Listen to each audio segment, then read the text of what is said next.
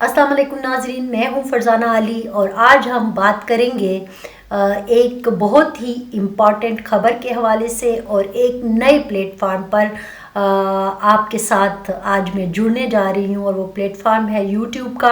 अगरचे मैंने यूट्यूब का चैनल तो काफ़ी अरसे से शुरू किया हुआ था, लेकिन उसमें मैं अपनी सिर्फ डॉक्यूमेंट्रीज़ या कोई ऐसी लॉन्ग वीडियोस जो मैं बनाती हूँ मुख्तलिफ इश्यूज़ पर, वो मैंने कुछ डाली हुई थी। लेकिन आज से हम बात करेंगे इन इश्यूज़ पर जो कि हम छोटे बहुत ही मुख्तसर तरीके से ट्विटर पर आपके साथ शेयर करते हैं, ख़बर की सूरत में, एक छोटी सी वीडियो की शक्ल में। चूँकि न्यूज़ के शोबे से वाबस्ता हूँ तो मुख्तलिफ़ ख़बरें सारा दिन मेरे पास आ रही होती हैं, लेकिन उसका पस मंज़र क्या है, क्यों ऐसे वाक़यात हुए कि ये ख़बर बनी या ये वाक़या हुआ, ये इंसिडेंट हुआ, ये अक्सर लोग हमसे पूछते हैं। जो ख़बर जिसके बाद मैंने सोचा कि नहीं, आपके साथ कुछ डिटेल शेयर करनी चाहिए, जो हम ख़बरनामे में अपनी न्यूज़ में तो शेयर करते ही हैं, लेकिन आम लोगों तक वो नहीं पहुंच पाती। ज़ाहिर है बहुत सारे लोग आजकल टीवी नहीं देखते या इतनी डिटेल से नहीं देखते, तो वो सोशल मीडिया पर ही ज़्यादा इंसार करते हैं।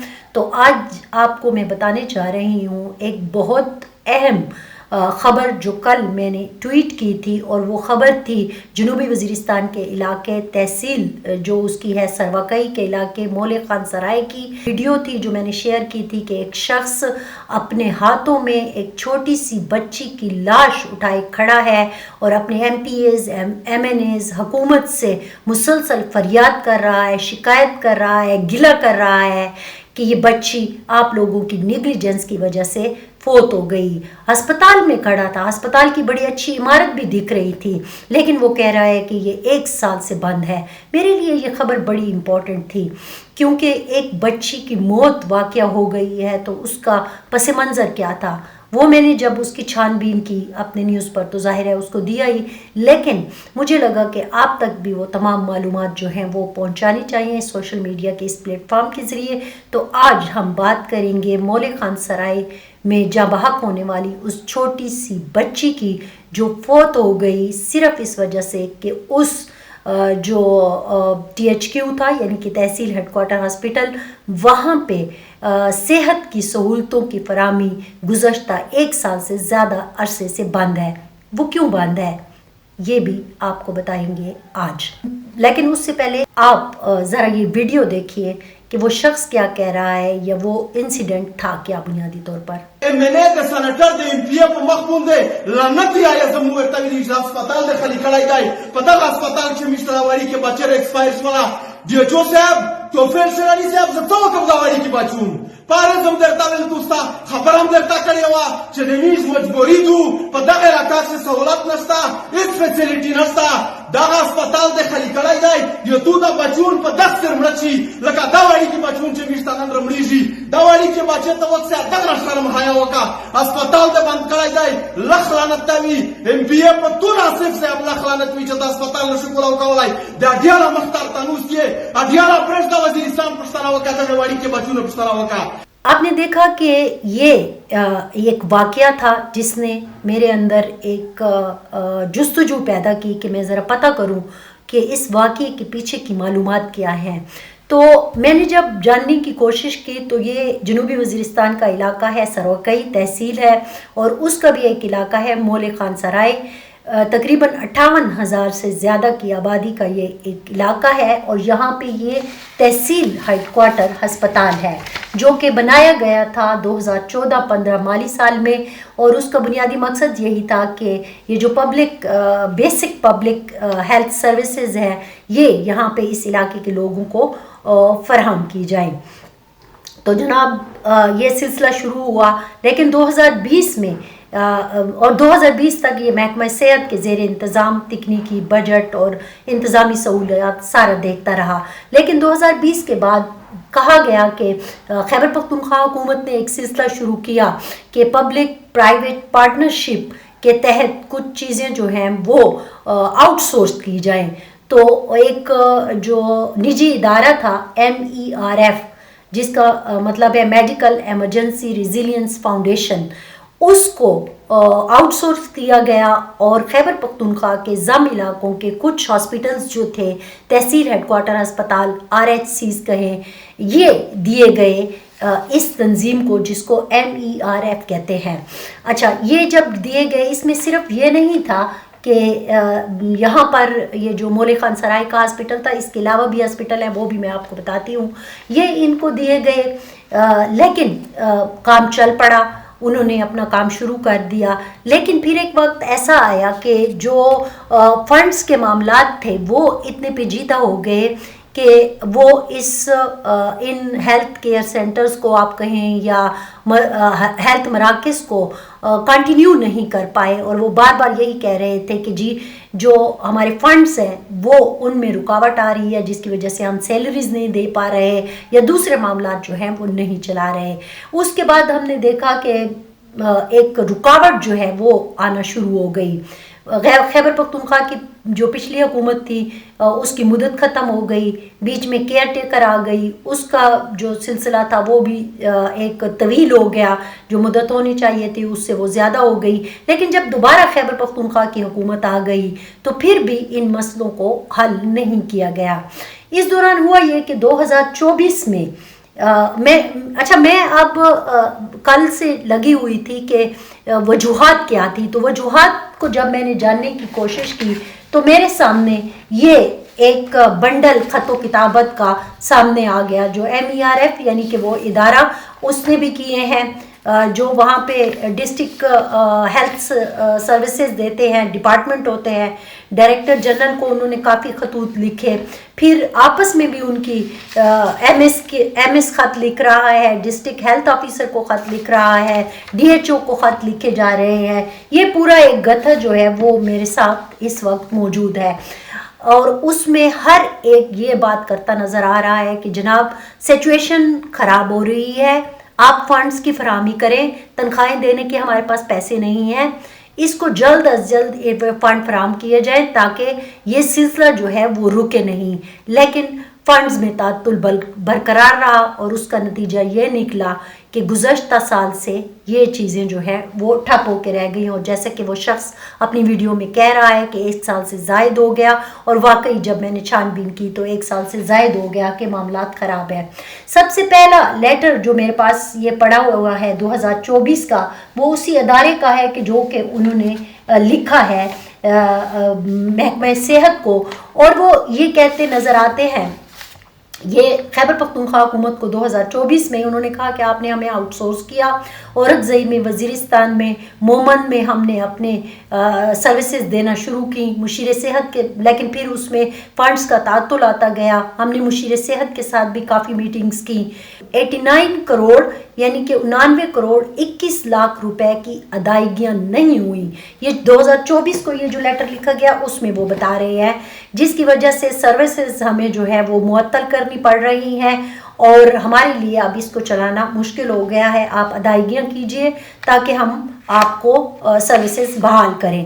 اب مومند کے بھی، محمد گڑھ کے ایک اسپتال کا بھی اس میں ذکر کیا گیا ہے، اور اس کے علاوہ باجوڑ کے بھی اور اورکزئی کے ہسپتالوں کا بھی یہاں پر ذکر کیا گیا ہے، اور جنوبی وزیرستان کا جو میں نے مسئلہ اٹھایا ہے مولے خان سرائی کا، وہ تو ہے ہی۔ اچھا، اس کے بعد کیا ہوا؟ پھر میرے پاس یہ کچھ اور لیٹرز بھی پڑے ہیں جو کہ محکمہ صحت کے اندر یہ معاملات جو ہے وہ یہ ان کو لکھے جاتے رہے۔ MD خیبر پختونخوا ہے، ڈائریکٹر جنرل ہیلتھ ہے، اس کو لکھے جاتے رہے۔ پھر یہ ڈپٹی کمشنر کا بھی اور لا اینڈ آرڈر کی سچویشن کا ہو گیا تھا، وہ بھی لکھا گیا ہے۔ یہ MS کی طرف سے ایک ڈسٹرکٹ ہیلتھ آفیسر کو بھی لیٹر لکھا گیا ہے۔ تو مجھے پتہ یہ چلا کہ جناب چونکہ وہاں پہ فنڈز فراہم نہیں کیے جا رہے تھے، جس کی وجہ سے معاملات جو ہیں وہ خراب ہوئے، سروسز معطل ہو گئیں۔ پھر بیچ میں ایسا ہوا کہ کچھ فنڈز فراہم کیے گئے، جیسے کہ 8 کروڑ روپے جو ہے وہ اس سال کے اپریل میں، یعنی کہ گزشتہ اپریل میں وہ ریلیز کیے گئے۔ تو انہوں نے یہ کیا ادارے نے کہ کچھ ایمرجنسی سروسز جو تھیں وہ بحال کر دیں۔ ایک ڈاکٹر کے ذریعے वहाँ पे थोड़ा सा सिलसिला चलता रहा, लेकिन कुछ एक आध महीने में वो भी बंद हो गया। अब मैंने पता किया कि अच्छा मसला क्या है। उन्होंने कहा कि जी अभी रिन्यूअल का भी मसला है और पुराने जो फंड्स हैं उनकी फराहमी वो भी अदायगी बाकी रहती है। तो रिन्यूअल से क्या मुराद है जी, एक नया इदारा है जाजी, उसको अब ये जो प्रोजेक्ट है वो मिल गया है। अच्छा, उसको अब आपने दे दिया है या मिल गया है या वो बात तय हो गई है, तो दे क्यों नहीं रहे हैं? तो जी पता चला कि वहाँ पे फाइनेंशियल और सिक्योरिटी के कुछ इश्यूज हैं, सिक्योरिटी के कंसर्न हैं, उसको देखा जा रहा है। जाहिर है वो भी एक मामला होता है कि वो सारी इदारे जो हैं उसको देखते हैं कि किस तरह से ये जाएंगे और वहाँ पे काम करेंगे। और फाइनेंशियल इशू है। फाइनेंशियल इशू क्या है कि जी वो बात हो रही है कि कितने में ये सारा मामला होगा। जाहिर है प्रोजेक्ट अगर आपने करना है तो वो पैसों का जो तयन होता है वो भी नहीं हो पा रहा। तो सेक्रेटरी हेल्थ के पास ये मामला पड़ा हुआ है। और ख़ास तौर पर मैं ये तहसील सर्व के मौले खान सराय के जो तहसील हेडक्वार्टर अस्पताल है उसकी बात कर रही हूँ कि वो क्यों स्टक हुआ है। अगर आपने जो पहले ऑर्गेनाइजेशन काम कर रही थी उसको नहीं देना, अब किसी दूसरी ऑर्गेनाइजेशन को देना है, तो उसके सिक्योरिटी और फाइनेंशियल इशू है वो चल रहे हैं। इसी वजह से ये मामला जो है डिले हो रहा है। तो जनाब ये वो उस लाश के पीछे की कहानी है कि वो जो शख्स अपने हाथों में बच्ची की लाश उठाए हुए खड़ा था, तो उसके पीछे की ये कहानी है। अब हुकूमत के कुछ लोगों से जब मैंने बात की, उन्होंने कहा कि देखे ना फरजाना, आपको पता है कि वफाक के पास हमारे बहुत सारे पैसे फंसे हुए हैं, जिसकी वजह से हमें फंड्स को डिस्ट्रीब्यूट करने में बहुत सारे मसले हो रहे हैं। एक मिसाल दी गई मुझे कि मिसाल के तौर पर आपके पास 2 रोटियां हैं और खाने वाले बहुत ज़्यादा हैं, तो कभी किसी को आधी रोटी दे देते हैं तो कभी किसी को आधी रोटी दे देते हैं, और इस तरह हम अपना काम चला रहे हैं। बात सही है। वफाक के पास हमारे NHP के अलावा भी बहुत सारे पैसे जो हैं वो फंसे हुए हैं और वो हमें दे नहीं रहे हैं। लेकिन ये जो नई हुकूमत आई है, इन्होंने वफाक के साथ बैठकर कभी बात करने की कोशिश की है? जब भी पिछले वज़ीर आला अली अमीन खान ने वफाक के साथ मिलने की कोशिश की तो उसका क्या नतीजा निकला? जब हम आम लोगों से पूछते हैं या तहरीक इंसाफ के लोगों से पूछते हैं तो वो कहते हैं कि जी इस वक्त हमारा सारा फोकस जो है सिर्फ इमरान खान साहब की रिहाई पर है। उनकी अहलिया और इमरान खान के साथ जिस तरह नाइंसाफ़ी हो रही है, हमें पहले उस पर बात करनी है, क्योंकि लोगों ने हमें वोट उसके लिए दिए हैं। इसमें कुछ शक नहीं है कि 2024 8 फरवरी का इलेक्शन आपने यानी कि तहरीक इंसाफ ने इमरान खान के नाम पर ही जीता है। कोई परफॉर्मेंस अच्छी होने की वजह से नहीं जीता, ये मैं वाज़े तौर पर भी कह रही हूँ। कुछ चीज़ें हैं, हेल्थ कार्ड वगैरह ये चीज़ें हैं, लेकिन उसमें भी बहस होना बाकी है कि उसमें कितना करप्शन और कितने मामलात हो रहे हैं। लेकिन एक बात कि हाँ बिल्कुल आपको इमरान खान के नाम पर ही वोट मिला है, लेकिन इमरान खान के नाम पर वोट मिलने का मकसद ये नहीं है कि आप बाकी काम भूल जाए। जो पार्टी है वो अपना काम एहतजाज मसाइल वो करती रहे, वो उन्होंने जो करना है, लेकिन हुकूमत का काम अवाम को सहूलत फराहम करना है। और ये वो इलाके हैं जो मैं आपको बता रही हूँ, जनूबी वज़ीरिस्तान के इलाके हैं जो सरहद पे हैं, जहाँ पर जंग हो रही है, जहाँ पे गोले गिर रहे हैं, जहाँ पर रोज़ दहशत गर्दी हो रही है, जहाँ पे फट रही हैं बारूदी सुरंगें जिसकी वजह से लोग ज़ख्मी हो रहे हैं। एक तो सेहत के प्रॉब्लम है लोगों को, जच्चा व बच्चा के मसाइल हैं। मैंने कहा कि अच्छा ये 1-1.5 साल से मौले खान सराय का RHC बंद है, तो फिर तहसील हेडक्वार्टर बंद है, तो फिर वो लोग दूसरा उनके पास क्या ऑप्शन है? उन्होंने कहा जी सरारोगा में है। उन्होंने कहा नहीं जी वहाँ तो पुलिस को चूँकि इंजमाम के बाद अपनी इमारत नहीं मिली तो वो उस इमारत में काम कर रहे हैं। चलें ये भी गया। अच्छा तो फिर क्या हुआ? लद्दा का क्या है जी? लद्दा में सिक्योरिटी हालात की वजह से अमला जो है वो मुकम्मल नहीं आ पाता, तो वहाँ पे भी मसाइल है। और फिर दरमियान में जो चेक पोस्टों का भी एक मसला है। तो ये वो कहानी है जो मेरे सामने आई है। एक सिक्योरिटी के हालात, दूसरा सर्विस डिलीवरीज नहीं हो पा रही हैं, सेहत और तालीम, बुनियादी और साफ पानी, ये बुनियादी बातें हैं जो आईन पाकिस्तान आपको कहता है कि आपने अपने शहरी को देने हैं और आप इसको नहीं दे पा रहे हैं। और आपके सामने वही है कि जी 2 रोटियां हैं तो 1 रोटी है, तो आपने जिससे रोटी लेनी है या जो हिसाब किताब आपका है उसको देखिए। पार्टी के मामलात को और हुकूमती मामलात को अलहदा रखिए। खुदा के लिए इससे पहले कि कोई और शख्स اپنے بچے کی لاش اٹھائے آپ سے فریادیں کر رہا ہو. یہ سراروغا کا معاملہ ہے، یہ مولی خان سرائے کا معاملہ ہے، لدہ کا معاملہ ہے. یہاں پر جو بی ایچ یوز ہیں، یہاں پہ جو تحصیل ہیڈ کوارٹر ہسپتال ہیں، یہاں پہ جو آر ایچ سیز ہیں، خدا کے لیے ان کو دیکھیے، ان کو وہ فنڈز فراہم کیجئے تاکہ ان کو لوگوں کو بنیادی سہولتیں ملیں اور ان کے بچے نہ مرے. اس سے پہلے کہ کوئی اور لاش آپ کے سامنے آ جائے، اس مسئلے کو حل کیجئے جو ہیلتھ سیکٹری کے میز پر پڑا ہے. ہماری طرف سے آج اتنا ہی. فرزانہ علی کو دیجیے اجازت. اللہ حافظ.